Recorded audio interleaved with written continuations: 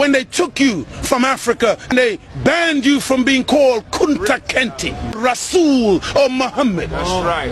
When they took us on that westerly course, then they forced us into their names. Teach. And they called us Smith, Jones, Robinson, Green, Brown, Hogg.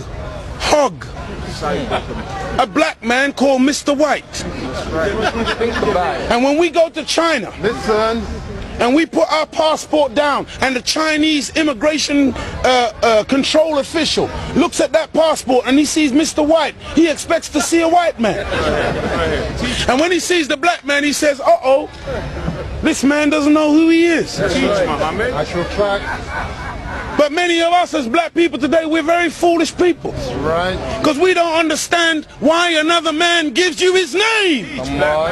Because when he gives you his name, the giving of another's name denotes possession. It means he owns you. As long as you're walking in another man's name, he knows he owns you. You can talk as strong as you like. Yeah, I'm for black, yeah, Mrs. White. Yeah, they're laughing at you. Because they know that when you take another's name, that's why in marriage, in the tradition of marriage, the woman takes the man's surname. Go ahead. And leaves her maiden name, because that taking of the other's name denotes possession. In the event of divorce, you don't walk around with the other man's name. You now relinquish that name because you're no longer with that one.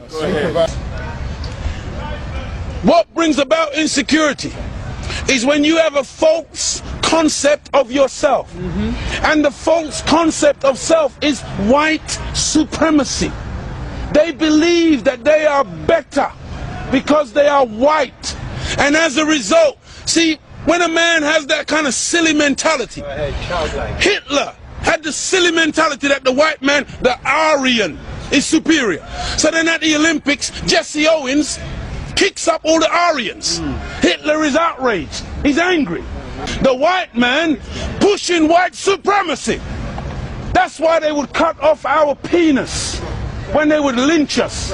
Penis envy. They're afraid of the black man because of our potency, because of our manliness. Because when you look at the black man, he's a real man. He's strong. So then they would have us as mandingos, fighting one another. That's why even today, they want to be the heavyweight champion of the world. They can't find a white man to do it.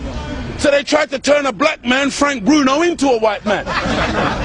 They called him the Great White Hope. They're desperate. We're not allowed to play golf. Why are we not allowed to play golf? Because we are inferior. We can't play the game. But let one black man into golf. Then all of a sudden there's a tiger in the woods. And he doesn't just play golf, he becomes the master. We're not allowed to play tennis. Let black people into tennis. We go straight to Wimbledon and win it in 1935. A black woman.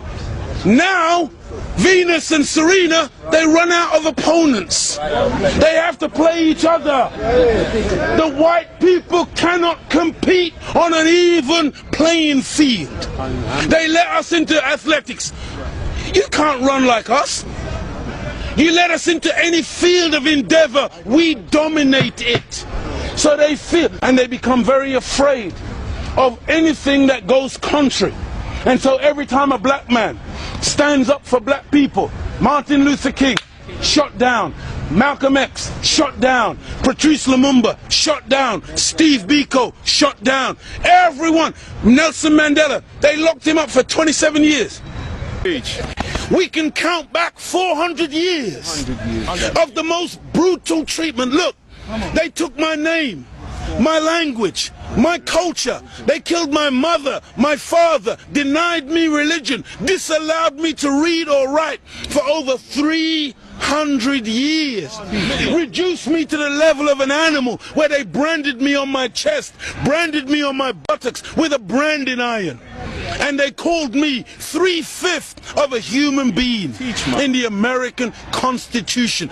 Is that the act of a human being or the act of a devil? It's for you, you answer it. we're just calling white people names. No! We're just going on the basis of what we have experienced. Black people were taught to hate ourselves. That's right. Even to this day, many of my people suffer from self-hatred. Teach, Muhammad. And you will see us trying to change our skin color. Teach, Muhammad. When I was born in the 50s, in Jamaica, they would take, you know, like my nose, the mothers would sometimes take the nose and try to squash it, to hate self, that they felt that the baby was ugly if it had thick lips and broad nose and black skin. And so this is in order to counterbalance that degree of self-hatred, there had to be a teaching given by Elijah to black people that would allow us to fall in love once again with ourselves. See, because look, I know you're a wise man, and so you must understand that I'm a baby in wisdom, but I'm not a fool. And he's saying here today that the Caucasian is in fact the oldest group on the planet. I beg to differ. Look, one of the most famous anthropologists is Professor Leakey. And when Professor Leakey went in search of the origin of human beings and human species, he didn't stop very long in Europe. He went to Africa. And the oldest bones and the oldest human beings to this day that you call Zinjanthropus, using the Latin meaning Zin and Xanthropus, meaning a black man, that oldest man, they say, is millions of years old.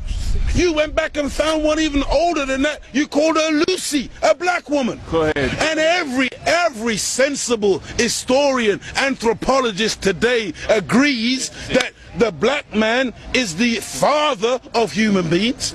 Even your geneticist, Mr. Mendel. Go ahead. Go ahead. You have Mendel's law. Go ahead. Mendel says that light eyes are recessive, light skin is recessive. You can take the recessive, the dark skin is dominant, the dark eyes are dominant. You can take the recessive from the dominant, but you can't get the dominant from the recessive. This is Mendel's law. And so all of your scientists have proved that you can't look. Black is not even a color. That's right. Black is the mother and father of all colors. And if you want a baby, even if the woman is a white woman, the baby has to come out of the triple darkness of her womb. And this is the origin of all life. Within the black, you have the whole color spectrum. But in white, two white people laying down together, they can only produce white. But two black people in darkest Africa can lay down together and produce albino with blonde hair and blue eyes. That's right. Teach, Muhammad. This happens all the time. And so we need to really get these facts correct today and understand that as gray as your hair is, you are listening to your father today. Teach, Muhammad. This is daddy talking. Teach. And we mustn't turn. No, this is true. I'm not mocking. The white man, he came into what he called a new world. Teach, Muhammad. And so all of a sudden you started to name things. Teach, Muhammad. So that's why you called it America, based on, what was his name? Amerigo Vespucci, a Caucasian. Africa. That's why you called it Africa, based on the European explorer called Africanus. You went into America, you called it New York. That's right. Because it was new to you. New England. You called it New England. That's right. You called it New Zealand. You called it Newfoundland. Because it was new to you. But to us, we were already there. That's why we're called aboriginals. From ab, meaning abstracted from the Father. Muhammad. From God himself. Original, meaning the first. But you won't find Caucasian people calling themselves aboriginal anywhere on the planet. Teach, Muhammad. Because you're the new man, Paul Newman. From one blood came all human beings, but we produced you from us. Muhammad. Look at this. Even the word human. You've heard the term of a darker hue. Human, meaning a dark man. Human, a man of color. That's why the topsoil of the earth is called humus. It is the dark organic material that gives life to the earth. Whenever you take away the dark organic material or you denature it, you're left with white granulated sand. Desert.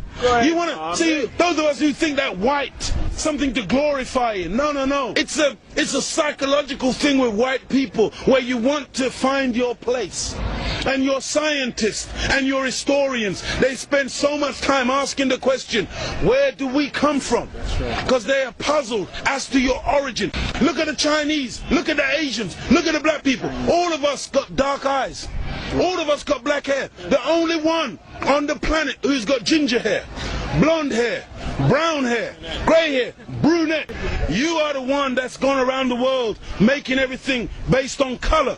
You were the one who went into Australia. You were the one who went into South Africa. You were the one who went into Asia and classified people and things based on colour. So that's why this man, Yaqub, he wasn't a madman. He wasn't a mad scientist. He was a good scientist. And the Caucasian person is a person who is anti-nature. That's why when the sun comes out, I'm energized. Me and the sun, we got a relationship. I love the sun. I don't need no sunscreen. I don't get cancer from the sun. Me and the sun have got a good relationship. I love it and it loves me. But white people, you got to put sunblock on. You got to hide from the sun, because now you might get a little melanoma. Part of me on you, that means you're dead.